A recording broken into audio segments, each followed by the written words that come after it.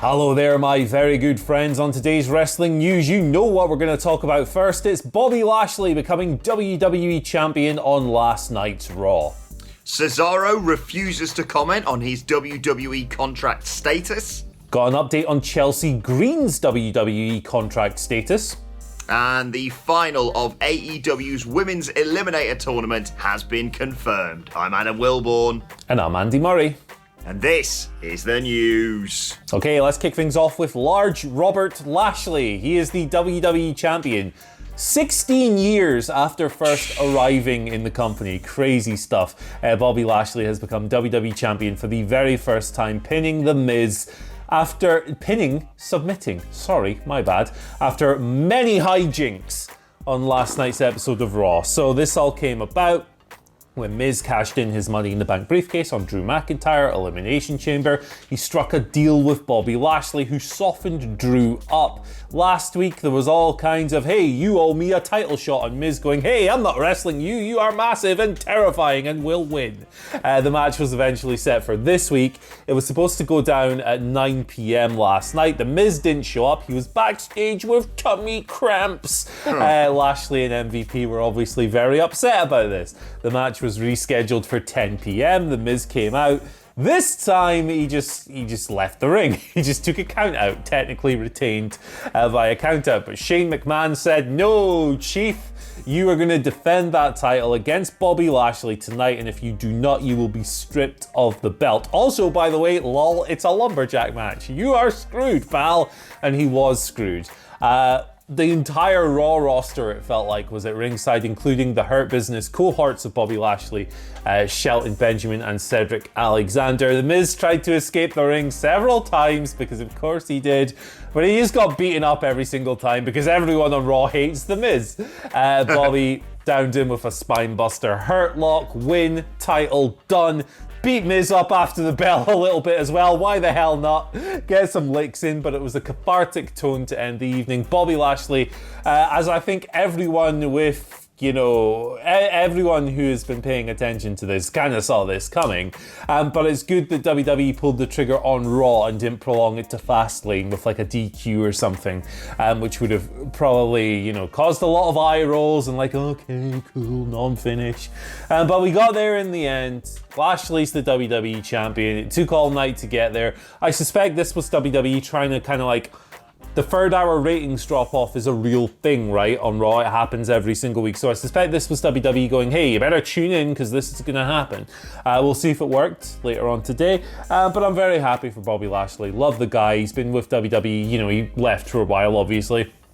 But he's been a loyal performer for WWE. And I hope this edges him closer to that WrestleMania match he wants with Brock Lesnar. Maybe Drew McIntyre will be a bit more realistic an opponent. Who the hell knows? I've rabbited enough about this. Adam Wilborn, tell him what you think.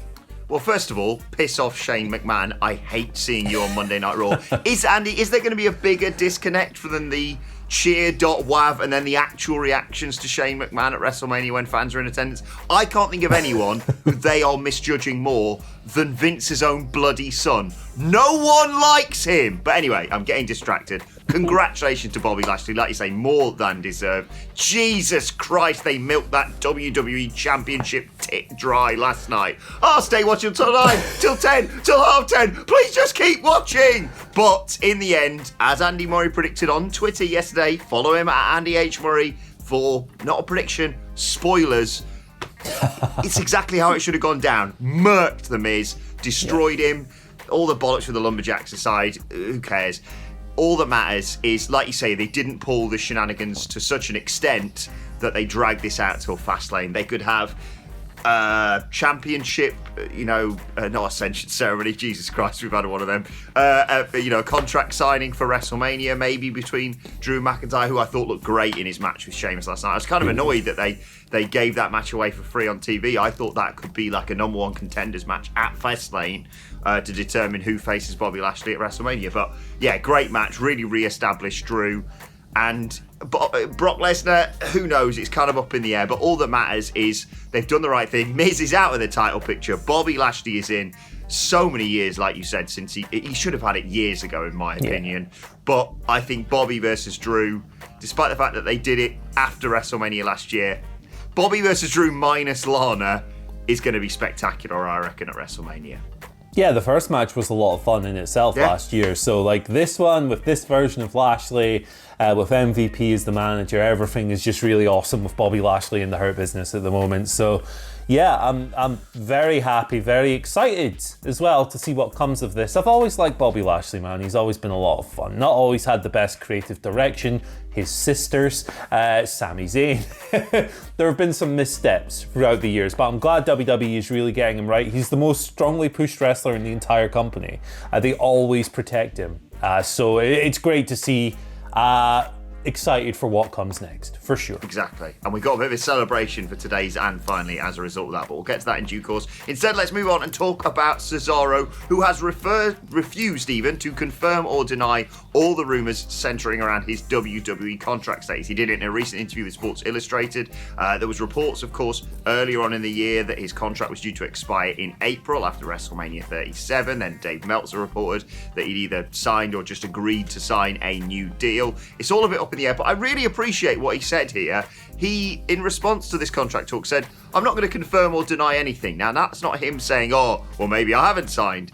What he said was, to me, there needs to be a certain amount of mystery in wrestling. A lot of that magic gets lost, so I'll let people talk. What is important to me is my work in the ring.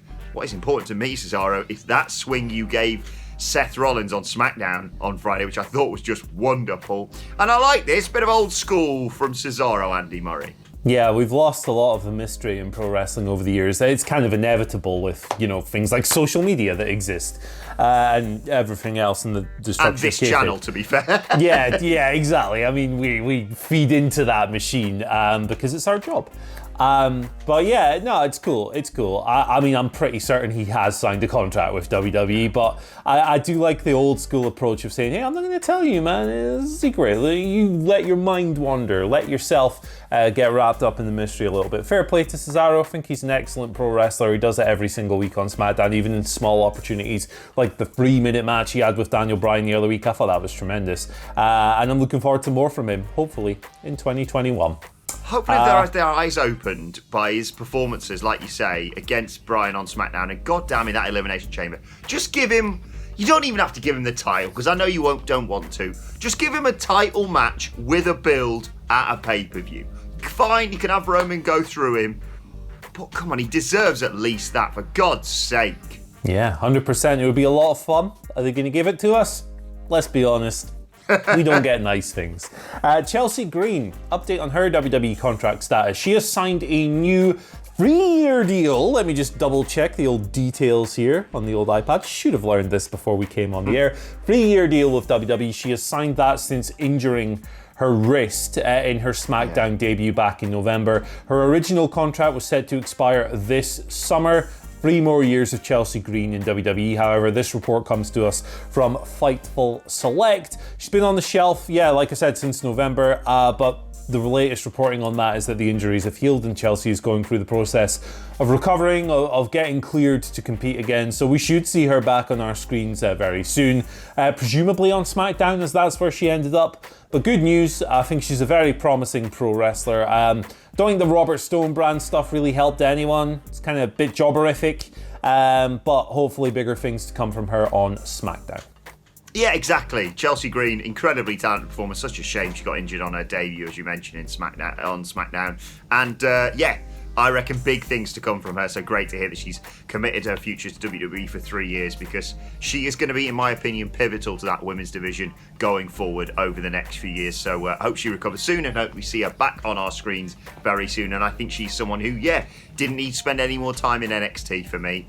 If you still consider it a developmental brand, it's all a bit up in the air with that sort of thing, isn't it? But anyway, right, from NXT to AEW and their AEW Women's Eliminator Tournament. It's been going on, of course, over the past few weeks. We've had the American bracket, we've had the Japanese bracket, and the final of the American bracket last night on YouTube saw Nyla Rose defeat Thunder Rosa, nailing her with a beast bomb. She's looked incredible in this tournament, to be fair.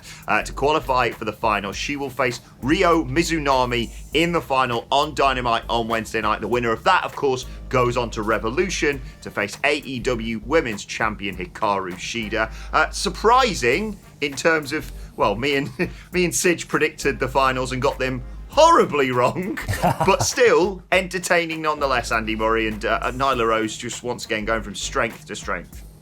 Yeah, I don't think this is a final that many people would have picked coming into the tournament. No. I think a lot of people looked at Britt Baker and Yuka Sakazaki, but we then learned that Yuka Sakazaki is booked in Japan for Sunday, so Revolution would have been impossible, unfortunately. And Britt Baker was, of course, defeated by Nyla Rose in like the first or second round. The other week. Mm-hmm.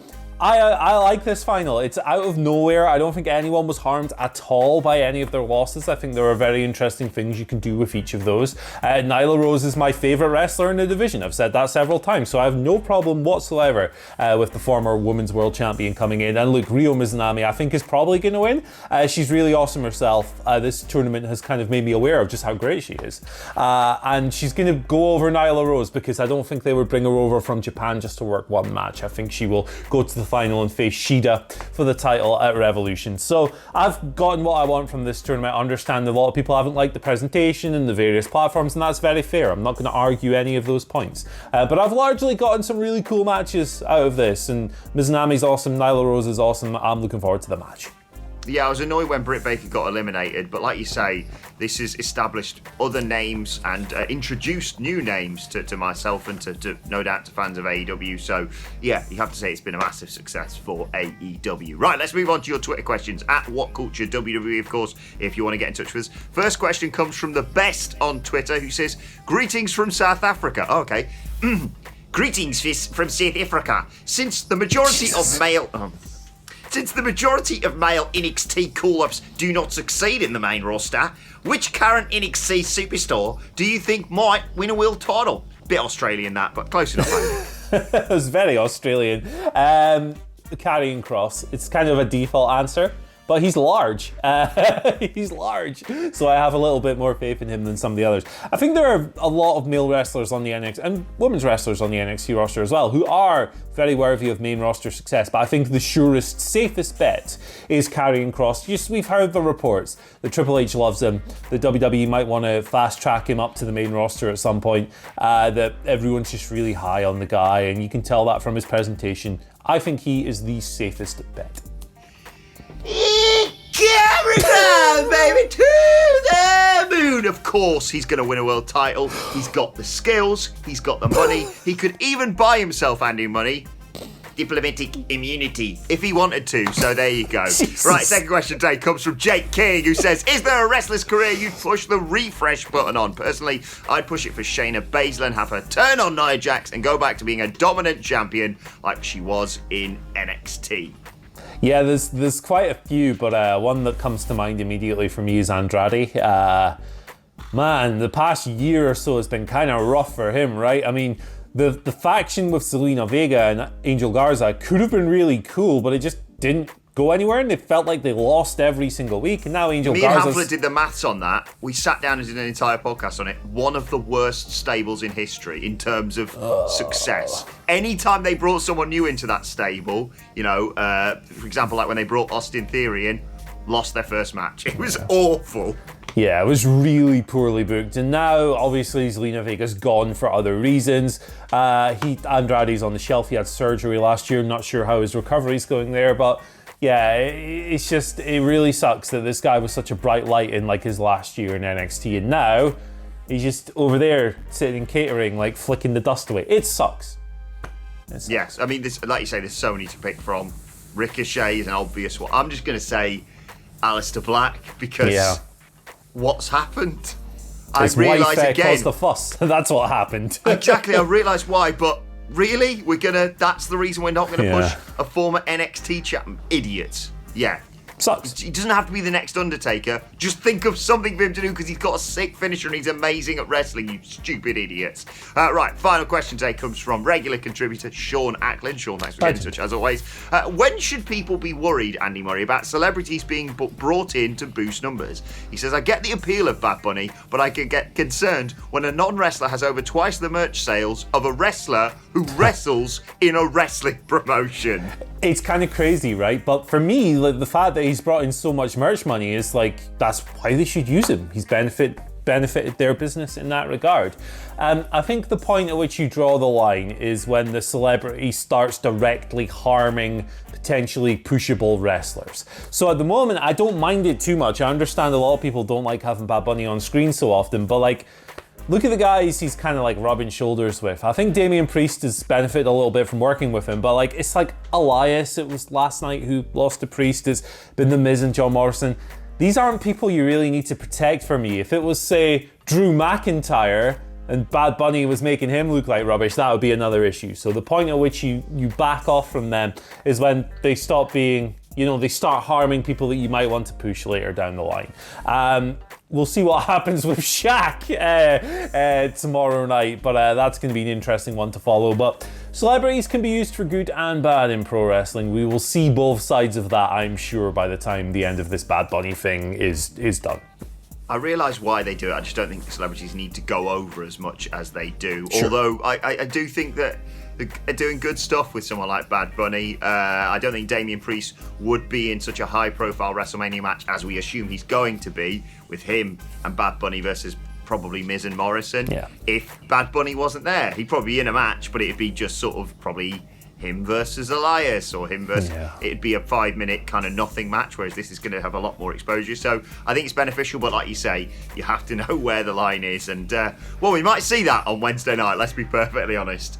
Good luck, everyone, on AEW Dynamite. Okay, let's finish up with today's and finally, and on the day after, Bobby Lashley wins the WWE Championship. Who else can we go to but the 26-year-old piece of gold? I want to be a cowboy, baby. Lio Rush, who celebrated his, former client? I don't know exactly what the terminology would be. Friend. Just say friend, Adam. Friend Bobby Lashley winning the WWE Championship by bringing back the Lashley on his Twitter page at the Lionel Green. He's a friend of the channel. He's a top bloke and he's just happy for his mate Andy Murray. Lashley. Yeah, this is awesome. Like we loved the Lio Rush Bobby Lashley partnership here on the channel. We've got hours of content on that stuff. It was great stuff. It's just nice to see, isn't it? Glad Leo's doing well on the indies at the moment as well. It's just it's a happy time, man, for everyone. Just be there's a lot going on in the world that isn't happy. But in this precise compartmentalized moment in pro wrestling, it's very good. Do I show off the glutes? Show my... Oh, Jesus. Okay, I'll not. Promised you wouldn't do that. It's too early for that sort of thing. Right, let us know your thoughts on that and all today's news stories in the comments section below. Don't forget to like, share, and subscribe. And subscribe to What Culture Wrestling on either iTunes, Spotify, or wherever you get your podcasts from. For daily wrestling podcasts, myself and the Dudley Boys sitting down later on to review Monday Night Raw, of course.